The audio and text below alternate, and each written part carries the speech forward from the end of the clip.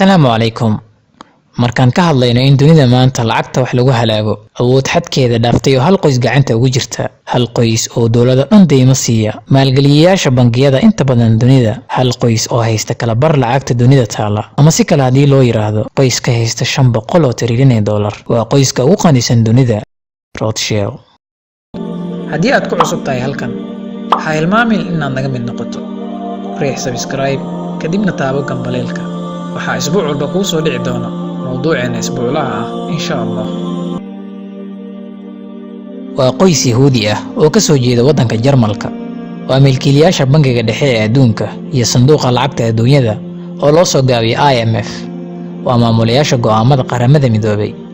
Iyadoo ay sidaa tahay, haddana mar walba waxaa maqalnaa in Bill Gates iyo Jeff Bezos yihiin shakhsiyada dunida ugu qanisan, iyadoo la iska indhatirayo xaqiiqada iyo dhacdooyinka dhahaya in ibni aadanka ugu qanisan yihiin qoysaska Rothschild iyo Rockefeller, kuwa oo lacagta ka sameeya gaaska iyo bangiyada. Waxay badanaa faafiyaan propagandada si ay u ridaan ama kor ugu qaadaan qiimaha dahabka, lacagta iyo saliidda. Waxayna ridaan dawladaha si ay uga faa'iidaystaan shirkadahooda. Waxayna badanaa ka dhalataa faafinta warbixino been abuur ah iyadoo loo soo marayo xarumaha daraasaadka ka sameeya dhaqaalaha adduunka, kadibna ay dhaawac u geystaan dhaqaalaha waddanka la beegsanayo iyadoo loo marayo bangiga dhexe, halka bangiga dhexe uu yahay kan ay amarka ka qaataan dhammaan bangiyada dhexe ee dawladaha caalamka. Qoyska Rothschild waxaa lagu naanaysaa ambiyada lacagta, waxayna in ka badan 300 oo sano maalgelinayeen dagaalada iyo horinta foodada, taa oo keenaysa inay faa'iidaan lacag badan, maadaama laga deensanayo lacag badan si loogu iibsado hub, dibna loogu dhiso burburkii uu sababay dagaaladaas. Waa milkiilayaasha inta ugu badan bangiyada iyo shirkadaha amaahda bixiya, sababtoo ah waxay xakameeyaan daabacadda lacagta. Waxaa intaa u dheer lahaanshaha shirkadaha telefishinada ugu caansan dunida, shirkadaha filimada, iyo shirkadaha cuntada iyo dawooyinka. Waxayna leeyihiin 3 meelood biyaha macaan ee caalamka. Waa madaxda hay'adaha sirdoonka sida maasuuniyadda, taa oo u sahasha inay doortaan madaxda ay rabaan dawlad walba, iyo sidoo kale madaxda shirkadaha waaweyn, bangiyada, ciidamada iyo sirdoonka caalamiga ah. Qoyska Rothschild waxa uu meesha ka saaray isku xirnaanshaha dahabka iyo dollarka, iyagoo isku xiray dollarka iyo shidaalka. Sidoo kale waxay keensadeen dahabka caalamka yaala intiisa badan, waxaana la sheegay in qoyska maamulaan 3 meelood lacagta dunida taalo si toos ah. Waxayna hayaan furayaasha deymaha waddan walba lagu leeyahay, waxaana ku jira Mareykanka oo ay ku leeyihiin 20 trilyan ee dollarka Mareykanka ah. Waxaa inta badan wakiiladooda ku jiraan boosaska sarsare ee xukuumadaha dawladaha dunida. Sidoo kale waxay haystaan 3 meelood xubnaha odayaasha Koongareeska iyo aqalka hoose ee Mareykanka iyo baarlamaanka Ingiriiska. Lacagta ay isticmaasho Israel waa lacagta keliya oo sawirada wajiyadooda lagu daabici karo.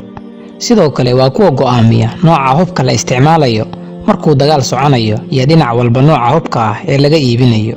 Sidoo kale taariikhda qoyskan waxaa lagu yaqaanaa horinta dagaalada si ay deymo fara badan u geliyaan dhinacyada dagaalka, waxaana tusaale u ah Napoleon Bonaparte oo ay siiyeen 1 milyan oo franc oo ah lacagta Faransiiska si uu dagaalo ugu qaado Midowgii Soviet. Sidoo kale waa maalgeliyayaasha dagaalkii koobaad iyo kii labaad ee adduunyada, taa oo Yurub ka dhigtay mid burbursan, deymo fara badan lagu leeyahay. Sidoo kale qoyskan waa kuwa dhisay dawladda Israel dhinac walba, sida ciidanka iyo sirdoonka Mossad, ka oo ah kan ugu khatarta badan dunida.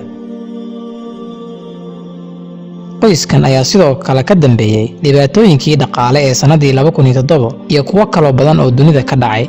Qoyskan markii ugu horeysay waxaa aasaasay Mayer Amschel Rothschild oo dhashay 1743. Aabihii wuxuu dhintay 1754 isagoo 11 jir ah.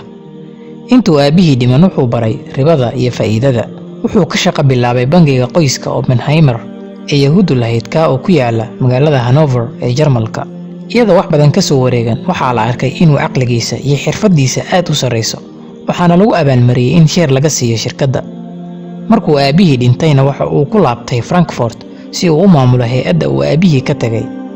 Wuxuu qoyska calaamad uga dhigay gaashaan guduudan iyo xidigta 6 geesoodka ah, wuxuuna Mayer Amschel ku daray magaca qoyska Rothschild oo Jarmalka micnihiisu yahay gaashaanka guduudan. Sanadii 1773 Mayer Amschel wuxuu isugu yeeray 12 ka mid ah maalqabeennadii reer Yurub ee Yahuudda ahayd, wuxuuna ku qanciyay inay isku daraan lacagtooda iyagoo leh hal hadaf oo ah inay aasaasaan hal hay-ad si ay u maalgeliyaan kacdoonnada dunida. Mayor Amshel wuxuu dhintay 1855. wuxuu lahaa 5 wiil, wuxuuna u tababaray sida aabihii u tababaray oo kale, oo waxay noqdeen nimanka ugu muhiimsan dhanka lacagta iyo dahabka. waxaana wiilasha ugu caansanaa Nathan Mayer, kaa oo la soo baxay xirfad gaar ah, waana kan dejiyay qidadii Britain lagu qabsan lahaa dhanka maaliyadda isagoo jira 20 sano oo keliya. waxaana la sheegaa in Nathan markuu Britain galayay uu haystay 20,000 oo ganiga sterliinka ah. inta aan la gaarin 3 sano wuxuu gaarsiiyey 60,000 oo ganiga sterliinka ah.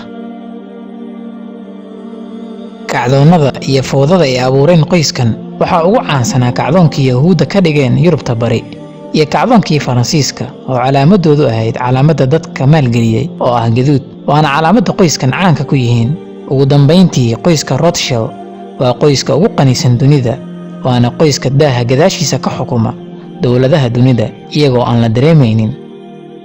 intaas ayaan ku ekeenayaa mawduuceennii maanta. assalaamu calaykum.